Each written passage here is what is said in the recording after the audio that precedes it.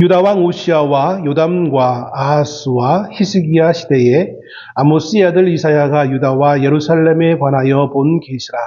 하늘이여 들으라, 땅이여 귀를 기울이라. 여호와께서 말씀하시기를 내가 자식을 양육하였거늘 그들이 나를 거역하였도다. 손은 그 임자를 알고 나귀는 그 주인의 구유를 알건만은 이스라엘은 알지 못하고 나의 백성은 깨닫지 못하는도다 하셨도다. 슬프다, 범죄한 나라요, 허물진 백성이요, 행악의 종자요, 행위가 부패한 자식이로다. 그들이 여호와를 버리며 이스라엘의 거룩하신 일을 만홀히 여겨 멀리하고 물러갔도다. 너희가 어찌하여 매를 더 맞으려고 패역을 거듭하느냐? 온 머리는 병들었고 온 마음은 피곤하였으며 발바닥에서 머리까지 성한 곳이 없이 상한 것과 터진 것과 새로 맞은 흔적뿐이거늘 그것을 짜며 싸매며 기름으로 부드럽게 함을 받지 못하였도다. 너희의 땅은 황폐하였고 너희의 성읍들은 불에 탔고 너희의 토지는 너희 목전에서 이방인에게 삼켜졌으며 이방인에게 파괴됨 같이 황폐하였고 딸시오는 포도원의 망대같이 참외밭의 원두막같이 에워싸인 성읍같이 겨우 남았도다. 만군의 여호와께서 우리를 위하여 생존자를 조금 남겨두지 아니하셨다면 우리가 소돔 같고 고모라 같았으리로다. 아멘. 한 주간 동안 평안하셨습니까?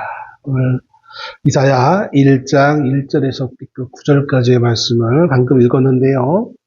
말씀을 그냥 아무런 사전 배경 지식 없이 말씀을 쭉 읽을 때 제가 읽으면서 어떤 생각이 딱 드냐면 야, 내용이 참 어둡다라는 생각을 하게 되었습니다.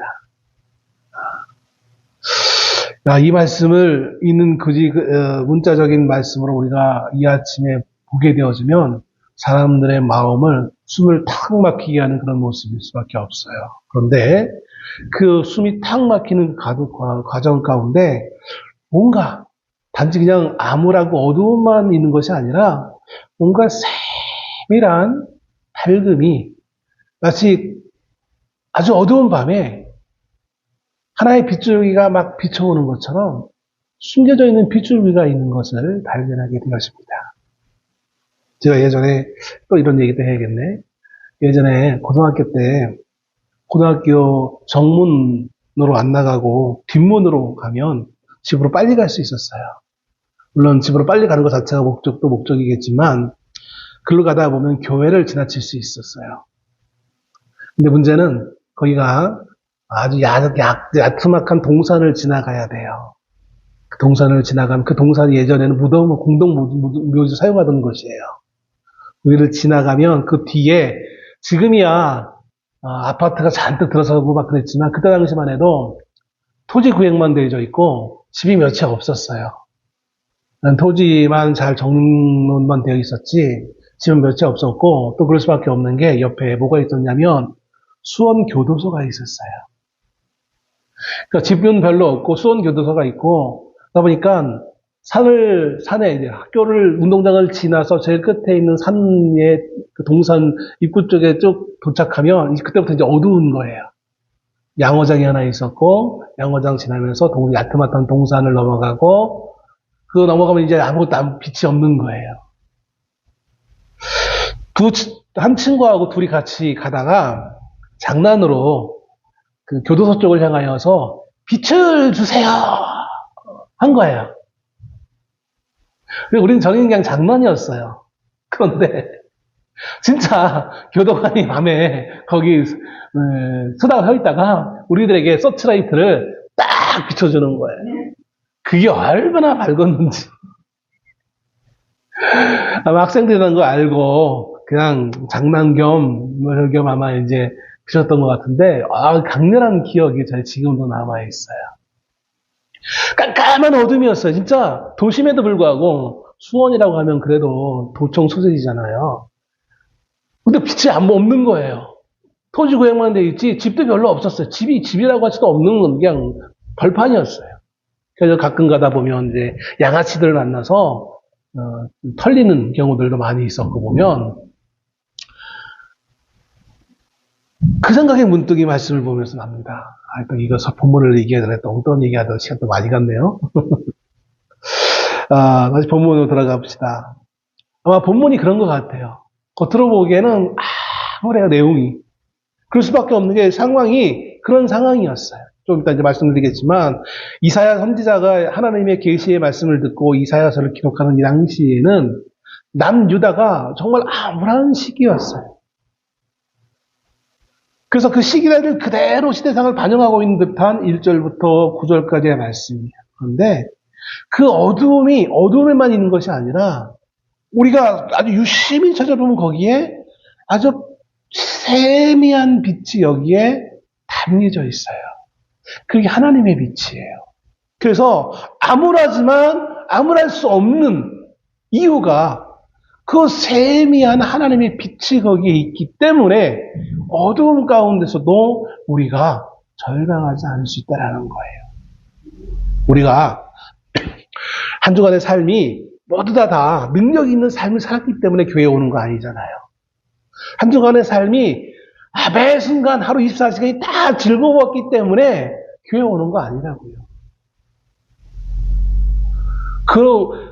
한 주간의 고달픈 삶을 살아오는 가운데서도 우리가 교회에 오는 이유는 이 교회에서 바로 그 짙은 어두움을 물릴 수 있는 아주 세미한, 아주 한 줄기 빗줄기를 우리가 볼 수 있기 때문에, 경험할 수 있기 때문에, 만날 수 있기 때문에 하나님의 교회에 우리가 이렇게 참석하리라 믿습니다.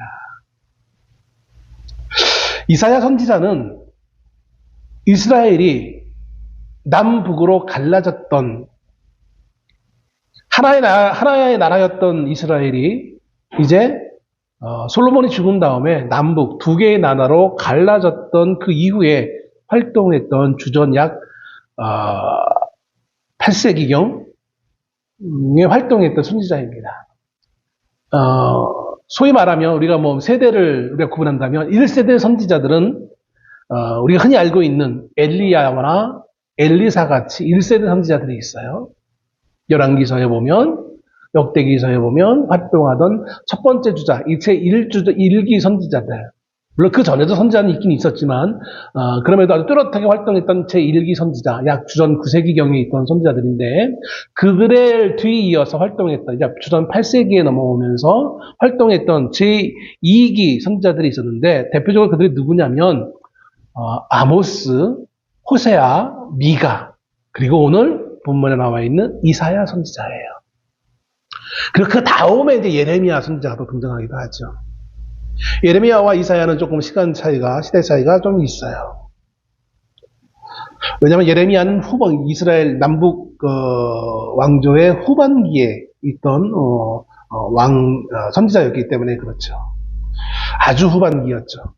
그러니까 이사야가 아마 죽은 다음에 활동했던 사람이 예레미야. 그럼 어떻게 보면 제3세대라고 할 수도 있는데 아무튼 제2세대 1세대 선지자와는 뚜렷하게 차이가 있어요. 그게 뭐냐면, 제1세대 선지자는 우리가 이름만 들어도 알 수 있잖아요. 엘리야, 엘리사, 뭐 했어요? 어떤 선지자를 기억합니까? 기적을 행하고, 능력을 행하던 그런 선지자들이었어요. 근데 2세대 선지자는 기적과 능력을 행하는 것보다는 주로 어디에 치중을 했냐면, 말씀을 기록하는 데 치중을 했어요. 그 말씀을 기록하는데 대표적인 역할을 했던 사람이 바로 이사야 선지자예요. 그래서 우리가 성경에 선지서 해가지고 대선지서, 소선지서라고 얘기합니다. 그거는 선지사가 아주 위대했기 때문이 아니라 선지자가 하나님의 말씀을 기록한 분량이 많은 선지자를 대선지자, 분량이 적은 분량을 기록한 사람들을 소선지자라고 얘기해요. 그래서 대선지자의 대표적인 사람이 이사야와 예레미야잖아요. 그처럼 이사야는 그 하나님의 말씀의 계시를 받아서 하나님의 말씀을 쭉 기록합니다. 그가 이렇게 기록할 때 그는 남유다에서 활동하던 선지자였습니다. 그럴 수밖에 없는 것이 그가 활동할 때 이미 북이스라엘이라는 나라는 역사에서 사라졌어요. 아수르라는 민족에게 그만 멸망당한 때였어요. 여호와의 구원이라는 이름을 가지고 있는 이 이사야 선지자는 유대 전승에 의하면 므낫세 왕 때에 므낫세가 톱으로 그 목을 잘라 죽였다라고 전승해 내려오고 있는 것을 봅니다. 하나님의 선지자를, 하나님을 믿는다고 하는 이스라엘 왕이 어떻게 톱으로 죽일 수 있습니까? 그 정도로 그 시대가 참 암울했던 시대인 것을 봅니다. 하나님의 말씀을 두려워하지 않고 하나님의 그 말씀을 전하는 선지자들을 존중하지 않고 정말 어두운 그런 깊은 터널을 지난 듯한 그런 시대를 맛볼 수밖에 없는 것을 보게 되어집니다. 앞에서 방금 말씀드렸지만 지금 이사야가 이 말씀을 기록할 때에 남유다, 북이스라엘은 멸망했다고 했고요. 남유다도 아수르의 침략을 받아서 대부분의 국토를 상실한 가운데였습니다. 마치 바다에 떠 있는 하나의 조그만 섬처럼 지금 예루살렘만 겨우 살아남아서 아수르의 군대에 빙 둘러싸여서 그렇게 지낼 수밖에 없는 그런 시간들. 그러니 얼마나 그 시대가 암울했겠습니까? 바로 그런 시대에 하나님은 이사야를 통하여서 이스라엘 백성들에게 하나님의 메시지를 전달합니다. 어떤 메시지를 전달할까요? 너희가 지금 당하고 있는 이 현상이 어떤 데서 기인한 것인지 그 원인을 하나님 먼저 말씀하세요. 결국 너희가 당하고 있는 이 모든 상황은 너희가 단지 군사력이 약해서가 아니라 너희가 가난해서거나 너희가 무능력해서가 아니라 너희가 나를 거역했기 때문이라는 거예요. 오늘 본문의 말씀을 통해서 보면 본문에 사용하고 있는 그 단어를 그대로 생각하면 너희가 나를 거역한 거예요. 거역했기 때문에 너희가 지금 이러한 상황을 당할 수밖에 없다라는 거예요. 이것은 세상의 시각과는 전혀 다른 시각일 수밖에 없어요. 세상은 말합니다. 왜 유다가 이렇게 아수르의 침략을 받아서 이렇게 정말 풍전등화와 같은 상황을 직면하게 되어졌느냐? 왕이 무능력해서 백성들이 슬기롭게 그 국난을 이겨내지 못해서 강력한 군사력이 없었기 때문에 지도자들이 사치와 방탕했기 때문에 흔히들 세상은 그런 식으로 그 현상들을 평가할 것입니다. 아니 어떤 이들은 이렇게 얘기할 수도 있어요. 그때 당시에는 아수르라는 나라가 워낙 강했기 때문에 이스라엘 남유다가 그럴 수밖에 없었지라고 그 이유들을 말할 수 있을 것입니다. 그러나 그것은 세상에서 분석하는 분석의 세상적 분석인 것이고 성경은 뭐라고 말씀하시냐면 이사야 선지자를 통하여서 그 모든 것이 다가 아니라 너희가 나를 거역했기 때문이라는 거예요. 자, 그 원인을 얘기했으니 그 결과는 뭡니까? 너희가 나를 거역했기 때문에 그 결과는 지금 이러한 상황을 맞이하는 것이다라는 거예요. 그럼 결과가 나왔으니까 그 다음 해결책을 얘기해야 되겠죠. 그 해결책은 무엇이냐? 너희가 회개하라는 얘기인 거예요. 회개하고 어떻게 합니까? 나를 거역했으니까 이제 다시 나에게 돌아오라는 얘기인 거겠죠. 이게 본문의 내용이에요, 사실은. 이거를 조금 더 구체적으로 본문 말씀을 통해서 우리가 한번 돌아보기를 소원합니다. 유다 왕 우시야와 요담과 아하스와 히스기야 시대, 그러니까 우시야 시대부터 히스기야 시대까지, 히스기야라는 왕 시대까지 활동했던 선지자 이사야의 기록이라는 거예요. 여기에 중요한 것은 그가 뭐를 봤어요? 유다와 예루살렘에 관하여 기록하는 거예요. 유다와 예루살렘에 관하여 이사야가 기록하고 있는데 무엇을 기록하느냐? 계시를 기록하는 거예요. 이걸 보기에 앞서 먼저 이 이사야는 이사야를 어떤 사람으로 보편 유대인들이 이해하고 있느냐면 이사야 아버지가 공교롭게도 아모스라는 이름을 가지고 있어요. 그렇죠? 오늘 1절에 보니까 아모스의 아들 이사야. 근데 구약 성경에 보면 이 아모스라는 이름이 또 어디서 사용되냐면 아모스서를 기록한 아모스 선지자가 있어요. 이름은 같지만 우리가 한글 성경으로 이름은 같지만 사실 히브리어로는 달라요. 철자가 달라요. 그러니까 아모츠라고 하는 게 맞아요. 그래서 이사야 아버지 아모스와 아모스 선지자는 전혀 다른 사람이다. 오히려 이 아모스를 어떻게 보는 경향이 있느냐면 유다 전승에 의하면 우시야 왕의 아버지 아마샤 왕의 형제로 주장합니다. 그렇게 되면 어떻게 되는 거예요? 이사야가 왕가의 사람이에요. 반개이긴 하지만 왕이었던 사람의 형제로부터 내려왔기 때문에 그 족보가 그리고 여전히 몇 대가 지나긴 했지만 왕가일 수 있는 거예요. 그게 유대인들 전승인 것 뿐인 것이고 정확한 건 알 수는 없어요. 다만 성경에 아모스라는 사람이 이사야의 아버지였다라고만 기록하고 있는 것입니다. 그것은 중요하지 않아요. 중요한 것은 뭐냐면 이어지는 유다와 예루살렘에 관하여 본 뭐라고요? 계시라는 거예요. 물론 많은 선지자의 기록들이 다 계시라는 단어를 쓰긴 써요. 왜 계시라는 말을 쓰느냐? 이 이사야서라는 이 성경은 그냥 이사야가 현상을 연구해서 그 가지고 있는 통찰력을 통하여서 뭔가 잘 연구하고 지혜롭게 공부하여서 기록한 내용이 아니라는 거예요. 우리도 이제 뭐 선거도 끝났고 뭐 이제 좀 조용할 만 했는데 여전히 좀 시끄럽긴 한데 선거 서울의 지역 일부 지역의 선거 투표함 이게 투표지가 모자라가지고 문제가 있어가지고 아직도 지금 문제가 되고 있는 상황인데 아무튼 왜 어떤 현상 우리 정치계에 어떤 일이 있으면 그걸 평론하는 사람도 있잖아요. 사회에 어떤 일이 일어나면 그걸 평론하는 사람도 있는 거예요.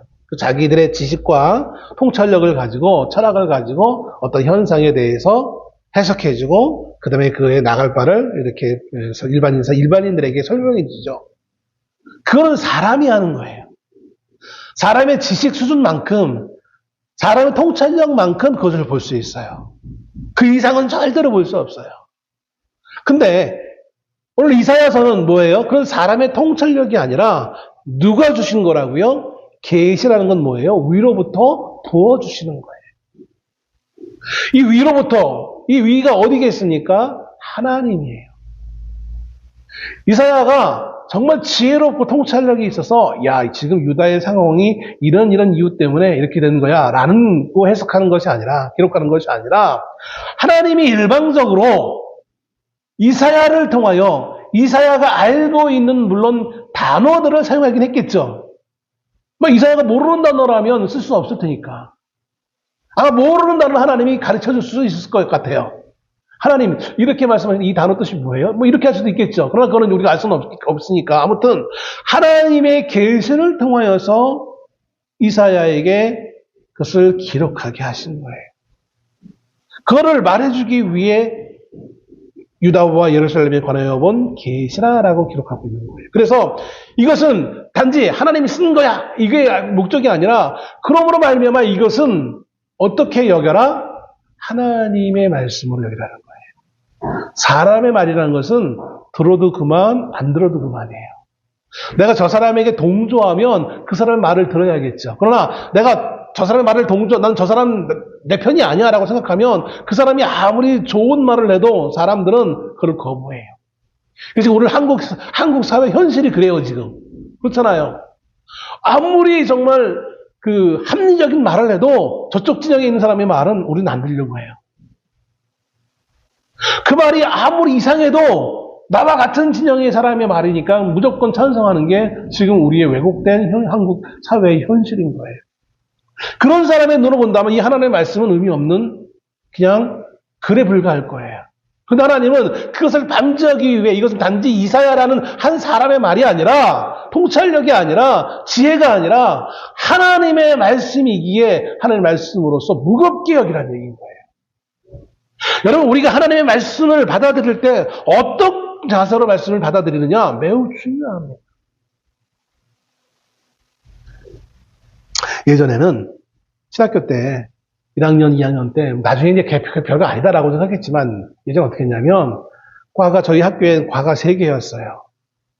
신학과, 지역 그다음에 선교하기 위해 세워놓은 지역학과 이제 그래서 아세아학이라는 과가 있었어요. 그다음에 선교학과. 근데 세 과 학생들이 있는데 새벽 예배나 이럴 때 예배에 나올 때 성경책을 가지고 오는 모습을 보면 제가 무슨 과다라고 이렇게 가늠이 돼요.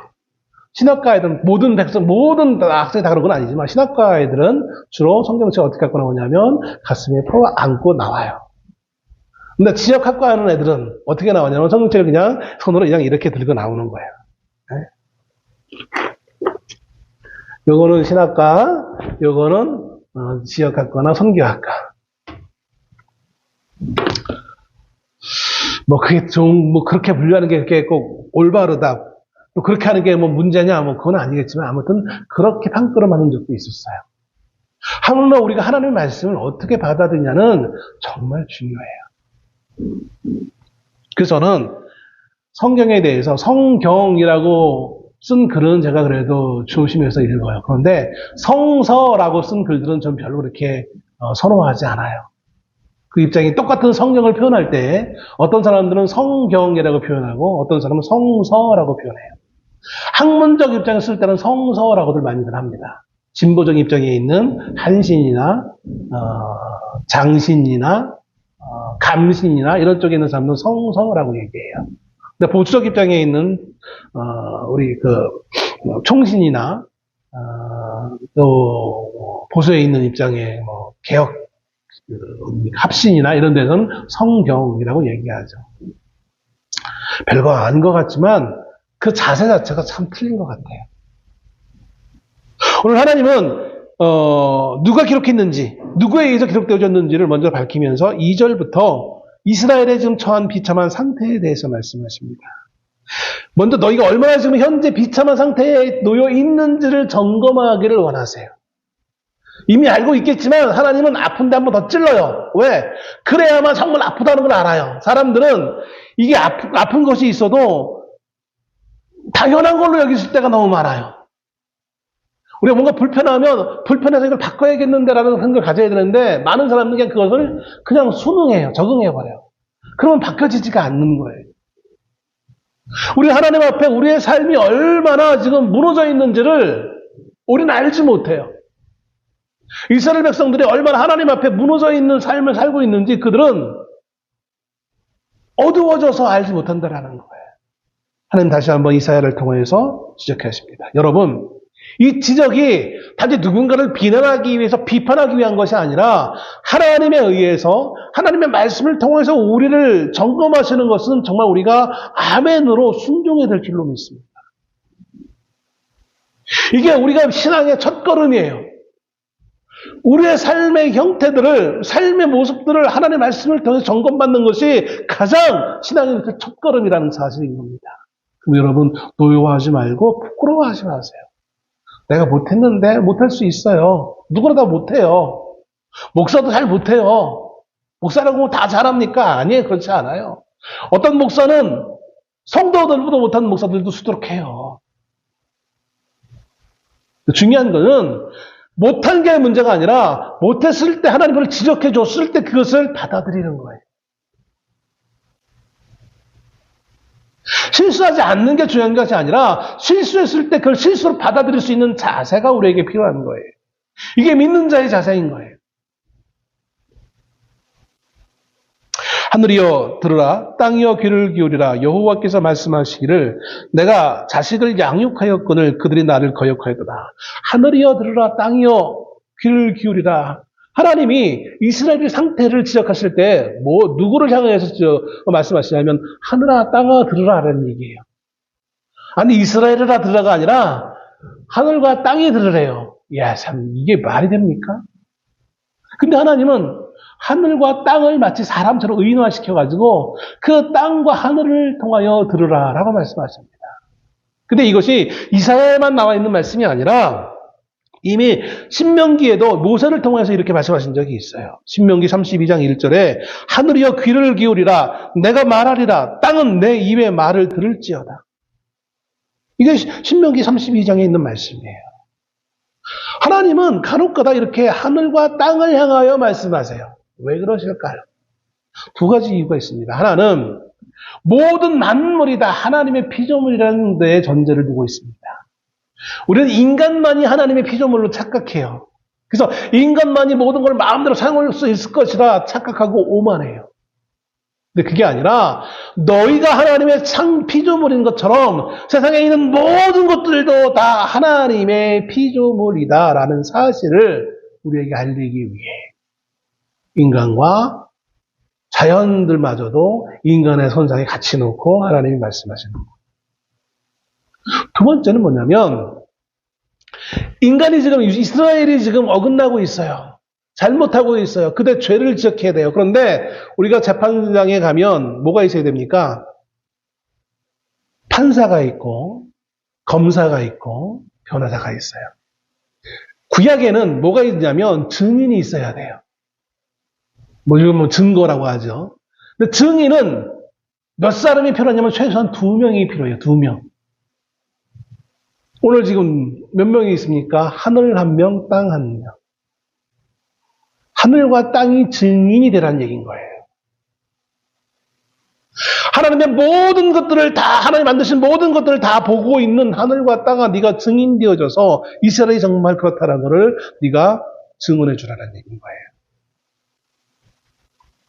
그러면서 내가 어떻게 했어요? 자식을 양육했다. 여기 자식은 누굽니까? 유다 백성들. 어떻게 했다고요? 유다 백성들을 자식으로 여기어서 양육했어요.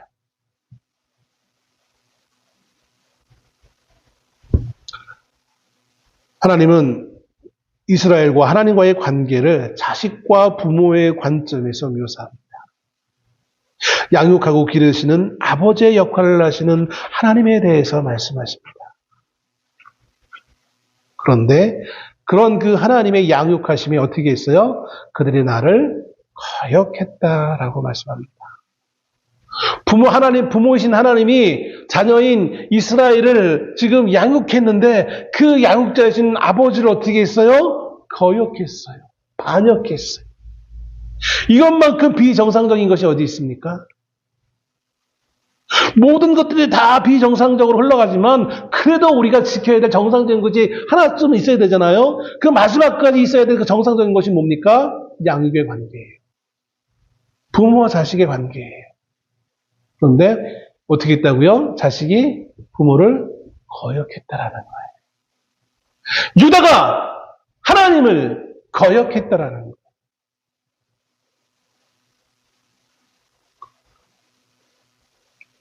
어떻게 거역했습니까? 3절에 소는 그 임자를 알고 나귀는 그 주인의 구유를 알건만은 이스라엘은 알지 못하고 나의 백성은 깨닫지 못하는도다. 소와 나귀란 짐승을 하나님이 인용하십니다. 소와 나귀를 왜 하필이면 인정하시냐? 농사 짓는 사람들이 가장 많이 사용하는 것들이 소일 것이고 또 짐을 나르는데 필요한 것이 나귀이니까 말은 좀 돈이 더 비싼 거니까 나귀를 좀 많이 사용했겠죠. 그러니까 평범한 백성들이 보기에 가장 쉽게 볼 수 있는 짐승들을 지금 언급하고 있는 거거든요. 그런 의미도 있고 또 다른 의미가 있는데 그게 뭐냐면 소는 일 나갈 때 멍에를 매잖아요. 근데 소가 멍에를 맬 때 소가 도망갑니까? 물론 처음 멍에 코 뚫을 때는 좀 아파가지고 지가 안 하려고 막 저항을 해요. 그런데 한번 뚫은 다음에는 소는 그냥 따라가요. 얼마나 이 소가 얌전한지 조그만 우리가 예전 사진 같은 것들을 보면 조그만 어린아이가 뭐 5살, 6살 먹은 어린아이가 그 줄을 끌어도 소가 움직이잖아요. 여러분 그 5살, 6살 먹은 어린아이와 소의 등치를 한번 비교해 보세요. 몸무게를 비교해 보세요. 이게 가능합니까? 어떻게 그 조그만 어린아이가 끈다고 그 거대한 몸집에 소가 끌려갈 수 있어요? 그만큼 소는 유순한 동물이에요. 물론 화가 나면 들어받기도 하긴 하지만 나귀도 마찬가지라는 거예요. 나귀도 주인이 무거운 짐을 싣고 내릴 때에 그 어디도 원망하지 않고 또 지가 일이 다 끝나면 지가 알아서 지 집만한 지 집으로 가서 쉰다는 거예요. 소와 나귀를 인용하는 이유는 이렇게 소와 나귀는 자기의 주인의 마음을 알아서 그렇게 순종하고 있다는 것을 보여주고 있는 거예요. 상대적으로 이스라엘은 어떻다라는 거예요. 소는 자기가 밥을 주는 주인을 알기 때문에 주인의 손길에 이끌려 그냥 아무 힘없이 그냥 졸졸졸 따라가요. 자기의 먹이를 주는 주인의 모습에 나귀는 순종하여서 그 짐을 끌고 그 무거운 짐을 메고 하루 종일 털레털레 다니는 거예요. 그런데 이스라엘은 어떻게 했어요? 알지도 깨닫지도 못해요. 아니 소나 짐승과 우리가 흔히 말하는 말 못하는 짐승, 만물의 영장인 인간을 비교하고 있는데 어디 그래도 체면이 있지. 또 인간이 서보다 못합니까? 나귀보다 못합니까? 하나님 너무 극단적으로 이렇게 표현하고 있는 거예요. 너희는 알지 못하고 깨닫지 못한다. 뭘 알지 못하고 뭘 깨닫지 못합니까? 가장 대표적인 유대인들의 가장 큰 알아야 될 것, 깨달을 건 뭡니까? 그들의 역사 가운데 있어요. 가장 대표적인 건 뭡니까? 그들을 애굽에서 구원하신 하나님의 그 손길이에요. 그 구원자 되신 하나님, 그를 경험했어요. 목격했어요. 전해 들었어요. 알고 있어요. 그런데 뭐예요? 알지 못한다라는 거예요. 깨닫지도 못한다라는 거예요. 그래서 뭐라고 표현합니다? 하나님은 슬프다. 슬프다. 다른 곳에서는 이거를 오호라. 이렇게 표현하는 부분도 있는 것을 보게 되어집니다. 또 어떤 곳에서는 화 있을진저 화로다. 탄식하는 소리예요. 신약에서는 이 화로다 말을 많이 쓰죠. 예수님도 화 있을진저 이렇게 많이 표현했잖아요. 이것이 사실 어디서 사용하던 말이냐면 장례식 때 애도하는 표시였어요. 이게 슬프다. 탄식이나 저주에 표현할 수 있는 감탄사였습니다. 이 말을 하나님이 하시는 거예요. 범죄한 나라여 허물진 백성이요. 하나님은 이스라엘 백성들을 거룩한 백성으로 인도하셨습니다. 그들을 거룩한 백성으로 부르셨어요. 내 거룩한 백성이라고 하나님은 여러 번 구약에서 말씀하세요. 그런데 그 거룩한 백성으로 불림을 받은 그 이스라엘 백성들이 지금 어떤 존재로 바뀌었습니까? 허물진 백성. 이 허물진 백성이 뭐예요? 허물을 가득 짊어진 백성이 됐다라는 거예요. 거룩해서 흠없는 깨끗한 순백의 백성으로 부르셨는데 그렇게 있어야 될 이스라엘 백성들이 지금 어떤 백성이 됐어요? 허물로만 가득 짐을 진 그런 백성이 되었다라는 거예요. 행악의 종자요 행위가 부패한 자식이로다. 거룩한 씨가 부패한 씨가 되어졌습니다. 그들이 여호와를 버리며 이스라엘의 거룩하신 일을 만홀히 여겨 멀리하고 물러갔도다. 하나님이 지금 이스라엘에게 지적하는 건 뭐냐면 야 너희가 착하지 못해 이게 아니라 가장 큰 문제는 뭐라는 거예요? 하나님이 버렸다라는 거예요. 하나님이 버림이 가장 큰 죄라는 거예요. 세상 사람들은 그렇게 동의하지 않을지 모르겠지만 성경은 분명히 선언합니다. 전도하다 보면 사람들을 만나서 전도하다 보면 이런 말들 합니다. 나는 죄 지은 게 하나도 없는데요. 세상적으로 그럴 수 있어요. 죄 안 질 수 있어요. 뭐 남의 것을 뭐 도둑질했습니까? 빼앗았습니까? 누구를 때렸습니까? 누구를 죽였습니까? 그런 거 없으니까 뭐 깨끗한 것 같이 보이죠. 죄가 없는 것 같이 보이죠. 그런데 성경은 그 모든 죄 중에 가장 큰 죄가 무엇이다? 여호와를 버렸다라는 거예요. 왜? 이 여호와를 버린 건 어떤 앞에서 말한 어떤 상황과 똑같은 거예요? 내가 너를 양육했는데 나를 버렸던 거와 똑같은 거예요. 하나님 우리를 지으셨는데 내가 인정하든 안 하든 하나님이 세상 만물을 지으셨고 그에게 우리의 부모가 되어졌는데 그 부모를 믿지 않으니 그보다 큰 죄가 어디 있냐는 것이죠. 근데 놀랍게도 하나님 선택했던 이스라엘 백성들이 그들이 바로 그러한 백성이 된 거예요.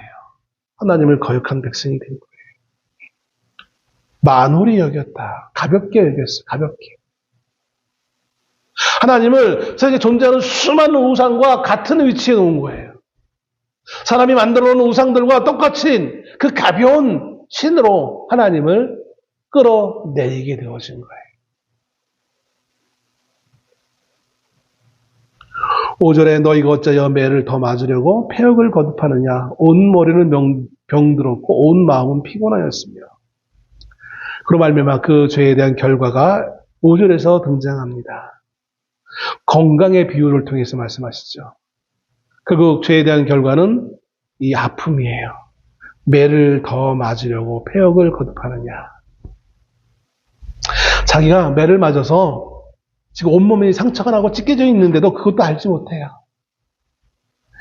너희가 어찌하여 매를 더 맞으려느냐라는 이 말은 사실 조금 좀 의역해서 설명하면 이런 거예요. 너희 자신을 살펴봐. 너희가 얼마나 얻어맞아서 너희 온몸이 상처와 골문대로 덮여 있는데 여전히 계속해서 죄를 짓고 있구나. 그러고 더 그러고 싶니? 너 그렇게 살고 싶어? 그 말이에요. 너가 죄를 범해서 그 죄로 인해서 온몸이 상처투성이고 썩어가고 있는데, 진물이 나고 썩어가고 있는데 너 여전히 그렇게 살고 싶니? 또 이어지는 말씀,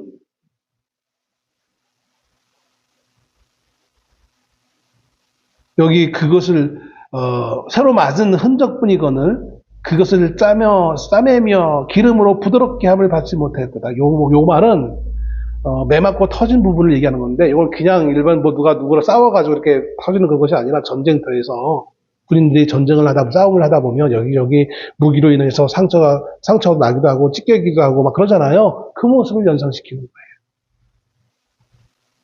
그러니까 전쟁터에서 군인이 나라를 지키기 위해 적군과 싸우는 건 당연해. 그래서 상처를 입기도 하겠죠. 그럼 어떻게 해야 됩니까? 상처난 부분을 약을 발라야 되잖아요.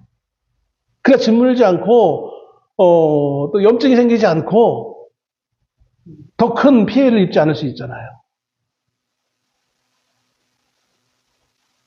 근데 그 상처가 있는데도 불구하고 그 상처를 치유받지 않으려고 한다는 거예요. 이제 이렇게 한 사람의 건강 부분을 가지고 설명했다면, 두 번째는 뭘냐면 땅을 가지고 또 설명하십니다. 7절. 너희의 땅은 황폐하였고 너희 성읍들은 불에 탔고 너희의 토지는 너희 목전에서 이방인에 삼켜졌으며 이방인에게 파괴됨 같이 황폐하였다. 땅이 완전히 황폐됐어요. 원래 시온의 시온이라는 땅은, 이스라엘을 시온이라고 표현하잖아요. 이 시온이라는 이 땅은 원래 포도원 같은 그런 땅이었어요. 8절에 딸 시온은 포도원의 망대같이 참외밭의 원두막같이 에워싸인 성읍같이 겨우 남았다.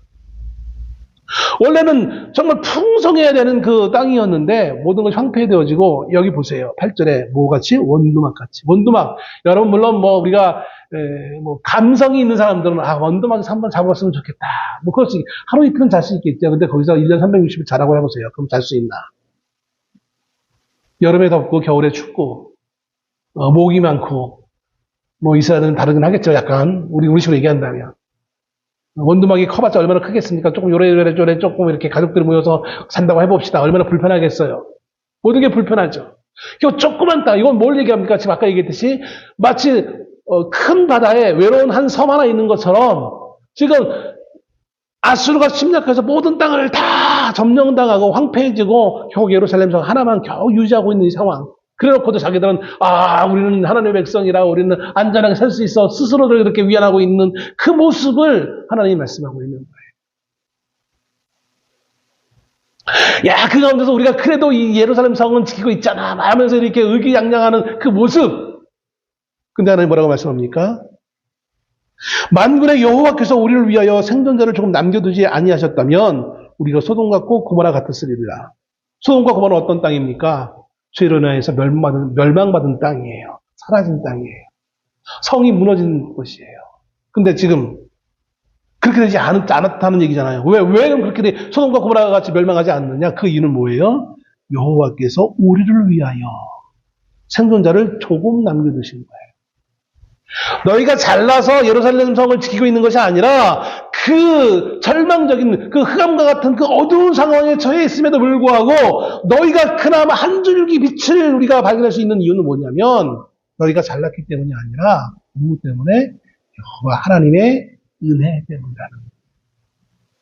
여러분, 우리가 이렇게 살아갈 수 있는 이유는 내가 잘나서, 내가 투자를 잘해서, 내가 능력이 있어서 천만의 말씀이에요. 하나님이 우리에게 은혜를 주셨기 때문인 거예요. 근데 우리는 자꾸 내가 잘났기 때문으로 착각해요. 여러분, 나는 잘난 거 하나도 없어요. 태풍이 불어 우리는 다 날아갈 존재들이에요. 하나님 한번 후 부르시면 날아갈 존재들이에요. 그럼 우리가 이렇게 살아갈 수 있는 이유는 하나님이 나에게 은혜를 끼쳤기 때문인 거예요. 자, 그러므로 결국 이렇게 지적하신 이유는 뭡니까? 의심되지 말고 너희가 나를 버렸다는 사실을 인정하고 회개하라는 얘기인 거예요. 그럼 그 회개 어떻게 회개를 해야 되느냐? 아, 회개합니다. 이 말로 이렇게 하는 건 다냐? 그렇지 않아요. 오늘 본문에는 없지만 이제 이어지는 말씀이 10절부터 이제 그 회개의 길에 대해서 얘기하고 있는데, 회개한답시고, 우리 회개합시다. 우리 모두 기도해합시다. 이게 회개가 아니라는 거예요. 한국교회 가장 큰 문제는 뭐냐면, 기도하는 건 물론 중요해요. 그런데 기도한답시고 의리의리한 호텔에 모여가지고 그 호텔 그 비싼 밥 먹어가면서 기도 한번 합시다. 예배 한번 합시다. 고 다 듣는 줄 착각하는 거예요. 그 하나님 원하시는 기도 아니에요.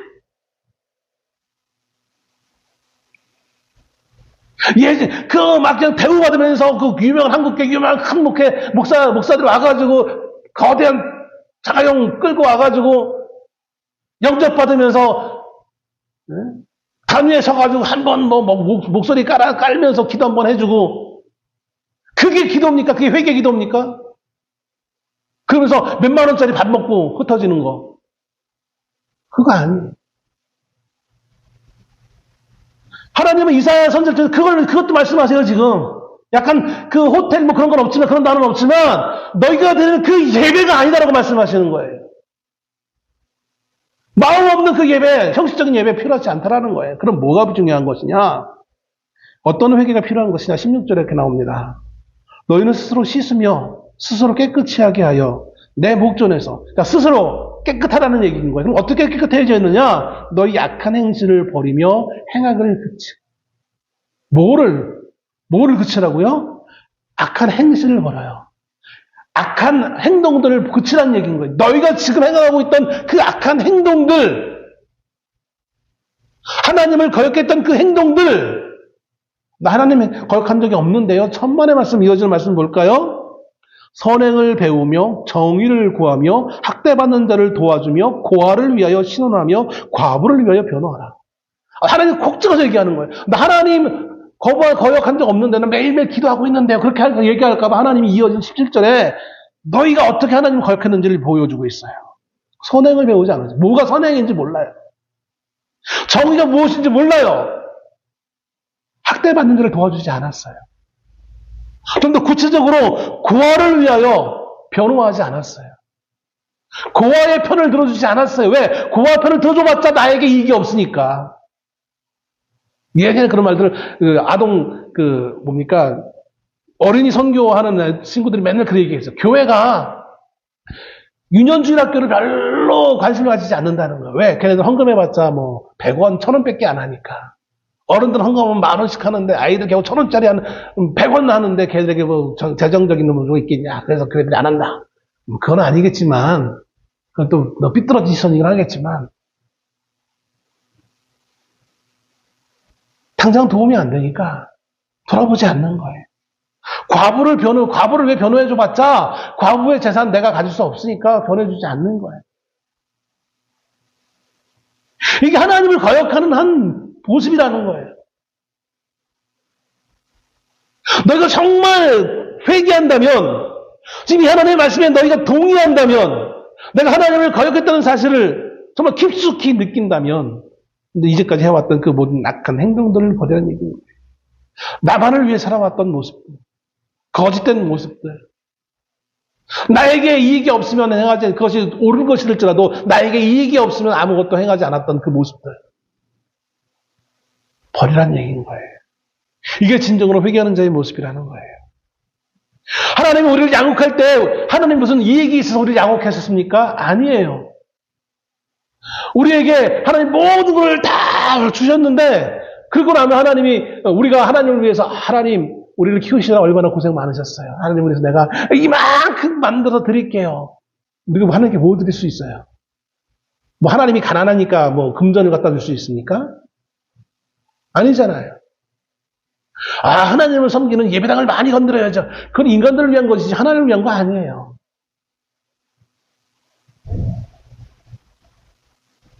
하나님은 그런 걸 받으려고 양육한 거 아니에요.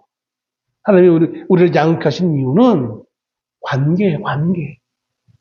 우리가 거역하는 자가 아니라 하나님 앞에 순응하는 자, 하나님과의 함께하는 관계를 맺도록 하기 위해 우리를 양육하셨던 거예요. 근데 우리는 그 하나님을 거역하고 도망간 거예요. 왜 도망갔습니까? 하나님이 요구하는 게 너무 많아. 나 바쁘걸랑이요. 나 할 게 얼마나 많은데 하나님 만나자고 해요. 나 바빠요. 요즘 젊은이들은 그런 데잖아요. 연애를, 우리나라도 그러지만 일본 애들이 그런 데잖아요. 연인 사이들끼리도 한 주에 한 번 만나는 게 많이 만나는 거예요. 우리나라 사람들은 카톡으로 하루에 몇 번씩 막 하는데 일본 애들은 안 한대요. 왜 서로의 개인 그 시간들을 이렇게 침해하냐는 거예요. 그거 싫어한다는 거예요. 그 일본인들의 습성이에요. 우리나라 젊은이들도 그래요. 누가 간섭하는 걸 싫어해요. 간섭하는 것도 싫고 간섭받는 것도 싫고. 이게 신앙에도 그대로 적용이 되어져요. 하나님 간섭하지 마세요. 요건 안 돼요. 내가 하고 싶은 대로 할래요. 하나님은 그거를 달라는 거예요. 그거를. 왜? 내가 너를 양육했으니까. 거역하지 말고 나와 관계를 맺자는 거예요. 그게 솔로몬의 아가서를 보면 사랑하는 여인아 함께하자. 지난주인가요? 우리 이수연 성도가 성경에 왜 이렇게 야한 게 많이 나와요? 솔로몬의 아가서 보면 더 야해. 그거는 진짜 그 음란소설 같아. 왜 그러냐면 연인 사이 같은 그 달콤한 관계를 묘사하기 위해 아가서는 적나라하게 표현해요. 나 함께하자.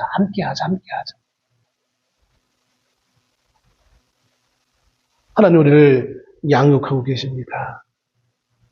양육하는 목적에는 두 가지가 있어요. 인간들은 양육해서 잡아먹으려고 양육해요. 그죠? 소를 키우고 돼지를 키우는 이유는 잡아먹기 위해서 그래요. 하나님은 잡아먹기 위해서 그런 거 아니에요. 어떻게 하자? 함께하자. 이 함께하자는 하나님의 손길을 거역하지 마시고요. 그 하나님께로 돌아갑시다. 우리의 삶의 모든 그 분란의 요소가 어디서 오느냐? 우리가 하나님으로부터 멀어진 데서 오는 거예요. 하나님께로 돌아갑시다. 하나님이 양육하시는 그 양육의 그 현장으로, 그 장소로 우리가 돌아갑시다. 내가 한때는 내가 잘못 생각해서 그 양육하심을 거역하고 내가 너무나 그것을 요즘식으로 얘기하면 터치받는 것 같고 제한받는 것 같은데 내가 불쾌해서 내가 도망갔는데 하나님 잘못했어요. 이제는 다시 내가 하나님의 다스림 안에 있기를 원합니다. 그 하나님의 다스림 안에 있기 때문에 내가 나의 삶의 절제와 순종의 모습을 보이겠습니다. 사람들은 끊임없이 자기의 쾌락을 위해서 살아갑니다. 하나님의 그 양육을 거부해서 도망가서 결국 그들이 하는 것은 뭡니까? 자기의 쾌락을 위해 살아가는 거예요. 마치 하나님 없는 것처럼 하나님을 가려놓고 자기 하고 싶은 대로 다 마음지 멋대로 살아가는 것, 그것이 인간이 꿈꾸는 거예요. 도덕적으로 문제 없는 것이 있었어요. 자기의 건전한 여가 생활을 위해서 산을 올라가고 운동을 하고 뭔가 하고 얼마나 좋아 보여요. 근데 나를 양육하시는 하나님을 거역했다라는 것은 그것이 아무리 세상적으로 좋고 아름다워 보여도 그것은 결국 필연적으로 멸망의 길로 가는 것일 수밖에 없는 것입니다. 힘겹고 어렵지만 나를 양육하시는 그 하나님의 품 안에 거하시는, 그래서 그분이 원하시는 선함 가운데 거할 수 있는 그분과 함께하는 그리스도의 양육, 하나님의 양육을 받는 주의 성도 그리스도인이 될 수 있도록 그 모든 사람이 되기를 주의 이름으로 축원합니다. 기도하겠습니다.